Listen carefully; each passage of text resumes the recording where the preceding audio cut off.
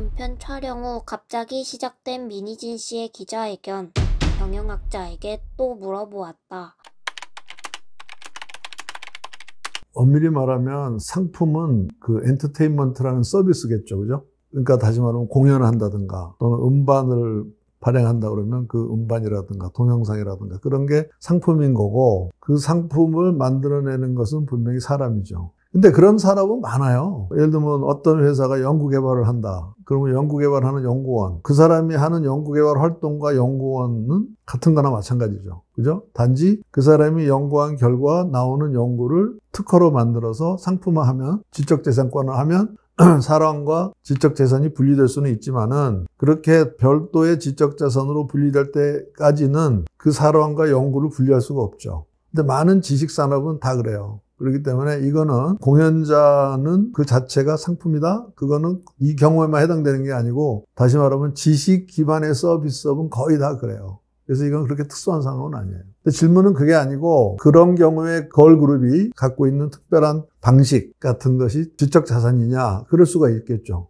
그렇지만 그러한 지적자산은 회사 내에 다른 데 얼마든지 적용할 수가 있기 때문에, 예를 들면 어떤 회사에 사업부가 4개가 있다고 그래봐요. A, B, C, D. 근데 A에서 개발된 독특한 노하우나 비즈니스 모델을 B나 C에서 활용하는 것은 너무나 당연한 거죠. 그렇기 때문에 그것은 오히려 회사로서는 본권이든 조직을 하는 이유가 바로 그런 걸 원해서 하는 거거든요. 어떤 단위 사업 조직의 법인이든 사업부든 간에 권한을 많이 주고 하라고 그랬는데 그 사람들이 독특한 방식을 개발해서 잘했어요. 그럼 그거를 다른 사업부에 적용하려고 하겠죠. 당연히. 그게 바로 회사가 그렇게 다사업부를 가고 있는 목적이거든. 그래서 현대 기업에서는 이런 조직을 멀티 디비저널 폼이라고 해서 M폼이라고 하는데, M폼, M. 왜 회사가 M폼 조직을 하냐면, 여러 독립된 여러 자회사들이 마치 독립된 회사처럼 경영하면서 거기서 좋은 아이디어와 창의력이 많이 나오게 하기 위해서 이런 M폼 조직을 하는 거거든요. 그렇기 때문에 어떤 한 사업부, 예를 들면 아도어에서 개발된 어떤 아이디어나 비즈니스 모델이나 창의적인 생각을 하이브 다른 조직에서 사용하는 거, 그건 아무 문제가 없는 거죠. 같은 회사인데 뭐 지적 소유권이라 하더라도 같은 회사니까 얼마든지 사용할 수가 있는 거죠. 그 논리는 상당히 취약해 보여요. 왜냐하면은 예를 들면 한 회사에 5개의 디비전이 있어요. A, B, C, D, E. 그러면은 일부러 경쟁시키는 거예요. 이제 M폼 이 조직을 맨 처음에 도입한 게 GM인데, GM에는 자동차 브랜드가 많을 때는 뭐 5개도 넘었지만 보통 5개 정도, 쉐브로레, 뭐 올즈모빌, 폰티악, 캐딜락, 또 뭐 하나 이렇게 있었어요. 근데 그 5개 디비전이 서로 경쟁하는 거예요. 물론 시장 세그먼트가 조금씩 틀리기 때문에 경쟁하는 부분도 있고 경쟁하지 않는 부분도 있지만은, 기본 아이디어는 그 5개의 사업부가 서로 경쟁함으로써 우리 회사 전체의 그 시장을 넓히겠다는 거예요. 또 우리나라도 뭐 현대자동차와 기아자동차가 있잖아요. 그럼 둘이 경쟁하죠. 근데 같은 회사의 사업부끼리 경쟁하는 것은 바람직할 수도 있고 바람직하지 않을 수도 있는 거지, 그거 자체가 문제가 있는 건 아니에요. 그래서 같은 회사 안에 사업부끼리 경쟁해서 시장을 잠식하는 경우를 카니발라이제이션이라고 하는데, 그 카니발라이제이션이라는 말은 식인종이잖아요. 그러니까 자기 살을 먹는 식인종이라는 뜻인데, 왜 그러면 식인을 말하자면 자기 회사끼리 경쟁해서 서로 시장을 뺏어가는 것을 허용하느냐 하는 것은, 그 과정에 다 경쟁력이 강해져서 더 넓은 시장을 차지하기 위해서 하는 거거든요. 그렇기 때문에 민희진 씨가 적어도 그 논리는 굉장히 약해 보여요. 말하자면 민희진 씨가 자기가 이 걸그룹을 데리고 이렇게 비즈니스를 잘하고 있는데, 이 방식이나 이 사업 모델을 하이브 다른 데서 활용하는 것은, 이것은 비도덕적이다? 이건 말이 안 되는 얘기예요. 얼마든지 활용할 수 있어요. 법적인 것은 잘 모르겠는데 일종의 회사 내부 분쟁, 이 회사 내부 분쟁으로 인해서 하이브의 주식이 떨어지고 회사의 사회적인 평판이 악화된 것은 회사로서는 큰 손실이죠. 그렇지만은 그것은 어떻게 보면은 내부 관리와 통제가 허술해서 발생한 문제겠죠. 그렇기 때문에 아마 이번 사건으로 하이브는 엔터테인먼트 산업에서의 사업 조직을 어떻게 갖고 가야 되느냐 가지고 아마 고민을 많이 할 것 같아요. 그런데 하이브가 하는 일이 배임이냐 아니냐 하는 것은 법정에서 해결할 문제 같기는 하지만은, 회사가 회사 내 일부 사업부와의 갈등으로 인해서 회사 가치가 떨어졌다 하는 것은 배임 이전에 회사로서는 굉장히 뼈아픈 실책이라고 봐야겠죠. 그죠? 법적인 문제라기보다는 회사 경영상의 굉장히 큰 실책이었다. 결과적으로 그렇게 봐야겠죠. 이 사건을 미리 해결하지 못하고 여기까지 이렇게 와서 회사에 우리 임원이 기자들을 불러서 얘기를 하고 널리 언론에 공개가 되고 회사의 평판에 악영향을 미치고 또 회사와 자회사 간에 갈등이 있는 것처럼 비치고 이런 것들 자체는 모두 경영상의 난맥을 보여준 것이다. 그렇게 보아야 되기 때문에 굉장히 안타까운 일이죠. 사실은. 세상에는 좋은 구경거리가 됐을지 모르지만 회사로서는 아주 안타까운 일이죠. 우리가 보통 좋은 경우는 윈윈이라 그러잖아요. 윈윈. 이 경우는 루스 같아요. 둘 다 한테 이익이 안 되는 지금 일이라고 봐요.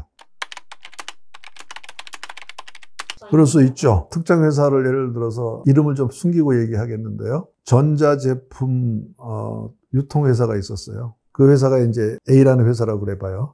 그러면 이제 B라는 회사가 그 회사를 인수했어요. 인수했는데 그 A라는 회사의 CEO가 경영자가 지분을 꽤 가지고 있었어요. 예를 들면 10% 정도. 그러면서 인수했음에도 불구하고 이 사람은 자기가 계속해서 경영을 하기로 그렇게 합의를 본 거죠. 근데 인수한 회사는 예를 들면 60% 지분을 사서 인수를 했어요. B라는 회사는. 그리고 A라는 회사의 강 씨라는 매니저는 10%를 가지고 계속 경영을 하는 거죠. 합의를 한 다음에. 근데 이 강 씨가 이 A라는 회사를 그걸 인수한 B라는 회사의 명령이나 의도나 사업 방침에 어긋나서 계속 경영을 하죠. 그러면 당연히 B라는 회사는 A라는 회사의 강 씨를 해임하려고 그러겠죠. 그렇지만 이제 강 씨는 자기가 쭉 운영하던 회사였기 때문에 임원이나 임직원들이 자기 편이 많겠죠. 그렇게 되면 이게 쉽지 않겠죠. 말하자면 강 씨만 나가라 그런다고 해서 문제가 다 해결되지 않겠죠. 그렇죠? 회사라는 게 복잡하죠. 지분만 가지고 해결되는 게 아니죠. 근데 이 경우는 좀 다르죠. 그 경우는 전부터 하이브 안에 그 사업부가 있었던 거고 이 경우는 독립된 회사를 인수했는데 인수 과정이 잘 안 되는 거죠. 그게 바로 유명한 M&A에서 일어난 일이에요. 그래서 M&A, 이건 이제 전혀 다른 얘기인데 M&A에서는 왜 인수하냐면 그 회사에 있는 그 인재들을 생각하고 인수하는 거잖아요. 그죠? 근데 인재들이 다 떠나버리면 껍데기만 남겠죠. 그렇기 때문에 회사라는 것은 이렇게 간단히 돈만 가지고 해결되는 건 아니죠. 그래서 이 경우에도 다시 하이브와 아도에로 돌아와서 얘기한다면은 그 민이라는 분이 굉장히 유능한 경영자라면은 진스 외에도 그 회사의 그 자기 사업부의 경영자들이 자기하고 굉장히 소위 유대가 강한 좋은 팀이 가능성이 많겠죠. 그럼 좋은 팀이라는 건 쉽지 않잖아요. 그죠? 그 사람이 나가면은 그 팀이 몽땅 다 나갈 수도 있고 그렇게 나가서 새로 회사를 차릴 수도 있고 이렇게 되기 때문에 그 부분은 좀 더 복잡한 양상이라고 봐야겠죠. 많은 나라에서 우리나라뿐이 아니고 많은 나라에서 임원이나 고위임원의 경우에 경영을 하다가 나가서 똑같은 업종에서 회사를 차리면 경쟁하게 되겠죠. 그거는 우리 회사 안에서의 경쟁하고 틀리고 진짜 경쟁이 되잖아요. 그래서 그거를 막기 위해서 겸업 금지 조항을 고용계약에 넣을 수가 있어요. 많은 나라에서 그게 합법적이기 때문에 만약에 표준적인 고용계약에 겸업 금지가 있다면은 민희진 씨가 나가서 바로 비슷한 업종에 또는 형태의 회사를 차리면은 그건 바로 고발 대상이 되겠죠. 그렇기 때문에 그것이 아마 민희진 씨가 독립하기 힘든 요인이 하나일 수도 있겠어요. 근데 최근에 미국의 대법원에서 겸업 금지는 위헌이라고 결정을 내렸어요. 그래서 지금 현재는 미국에서는 주에 따라서 겸업 금지를 할 수 없는 그런 주가 있었는데 1, 2년 후부터는 이번에 판결이 났으니까 회사의 임직원들이 회사를 관두고 나갔을 때 전에 하던 일이나 사업과 같은 사업을 하는 것을 막을 수 없게 그렇게 될 가능성이 많아요. 물론 이제 그것도 이제 더 두고 봐야 되겠지만 대부분 판결이기 때문에 아마 그게 그렇게 될 가능성이 많을 것 같아요. 그건 이제 미국 얘기고 우리나라는 아직은 아마도 한 1년 정도는 못 하는 거죠. 같은 사업을. 이 사태는 그런 거하고 비교할 수가 없는 게 회사 내에서 일어난 일이기 때문에 거래관계가 아니거든요. 그래서 거래관계가 아닌 거를 마치 그 독립된 두 회사 간의 거래관계처럼 자꾸 얘기하면은 문제의 본질이 흐려지겠죠. 이것은 독립된 두 회사 간의 계약, 거래, 약속을 지키느냐 그런 이슈가 아니에요. 이것은 회사 내의 경영 이슈예요. 거래와 계약의 문제가 아니에요. 그게 자본의 무서운 점이거든요.